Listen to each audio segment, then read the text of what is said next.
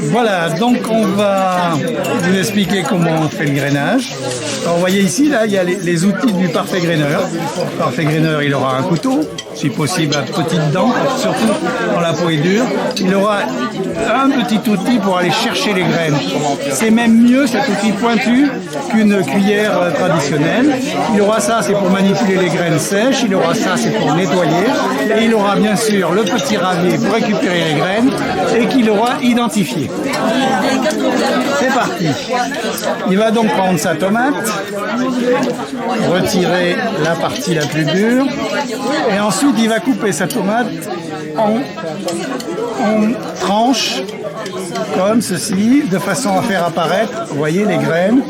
Alors on fait des tranches assez épaisses pour qu'elles soient assez rigides pour les tenir quand on enlève les graines. Voilà. Voilà donc mes 3 tranches. Je prends mon ravier, je me mets sur une assiette ou sur un récipient.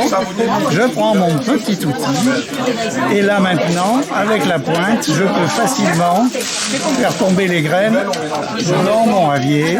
Et voilà. Et donc je vais remplir mon ravier et bien sûr après tout ça, ça va à déguster, à faire une salade de tomates ou à faire du coulis.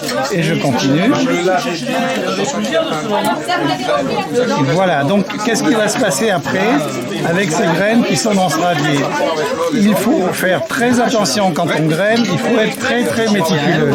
Et alors ce que je ne vous ai pas montré, c'est que je vais avoir aussi après un torchon pour le séchage et je vais tout identifier. Donc vous voyez là, je suppose que j'ai tout grainé. Je vais laisser ce pot environ 3 jours, ça dépend de la température, et dessus il va y avoir une couche de moisissure. Parce que si je choisis de faire le nettoyage tout de suite, je vais avoir du mal à séparer la poule. Vous verrez que quand ça aura un peu moisi, il suffit de vider ceci dans le chinois et de mettre le chinois sous le robinet d'eau, de pousser un petit peu ce qui reste et vous aurez les graines. Et là, je prends mon chinois, je vide mes graines et ce torchon, je le mets sur un meuble chez moi et je laisse derrière toujours le petit pot de façon à ne pas perdre la traçabilité de mes graines. Je vais laisser les graines sécher. Tous les 1 ou 2 jours, je vais venir remuer un tout petit peu en faisant attention que ça ne saute pas. Remuer un petit peu pour bien détacher les graines. Quand tout est sec, je mets sous enveloppe, j'étiquette et j'ai terminé. Le jeu consiste à rincer les graines qui ont fermenté depuis l'opération de grainage il y a environ 48 heures.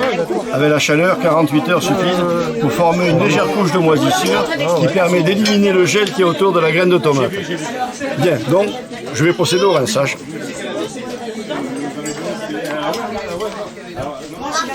Comme sur le pied, on trouve les tomates, les graines qui sont fermentées.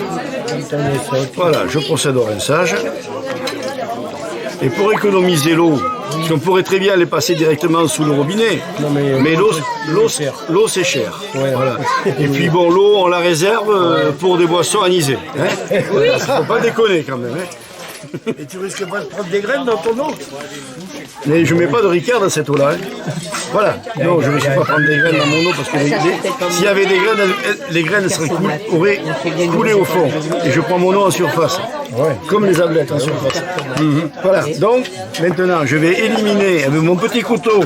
Je vais éliminer les impuretés qu'il peut y avoir. Voilà. Sachant que les impuretés vont remonter en surface. Donc c'est pas très compliqué à faire. J'élimine le plus gros des impuretés. Alors peut-être qu'il y a 1 ou 2 graines qui vont tomber, mais les graines qui vont tomber en général, elles seront stériles parce que ce sont des graines qui sont légères.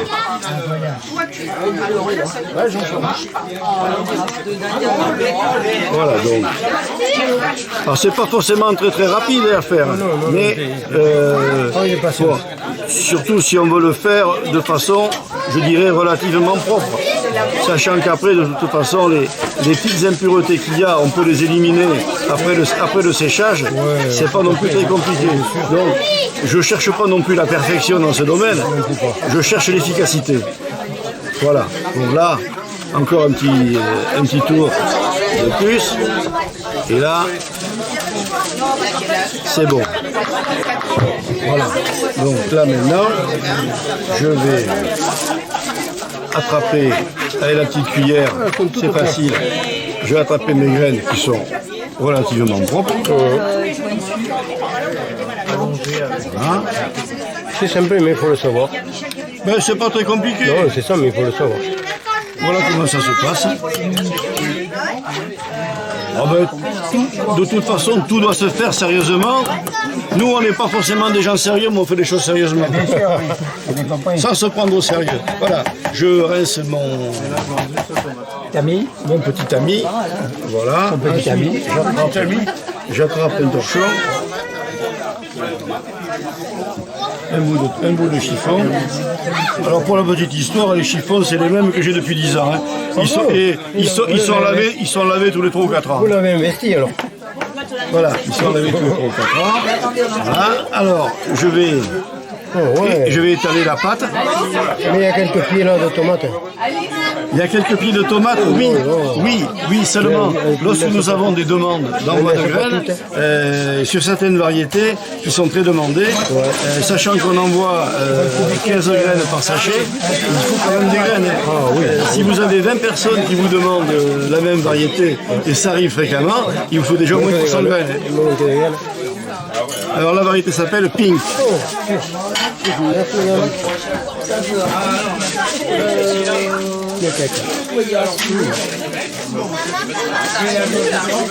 Voilà.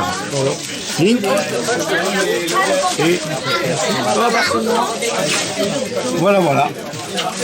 Voilà. C'est bon. C'est pas compliqué. Non.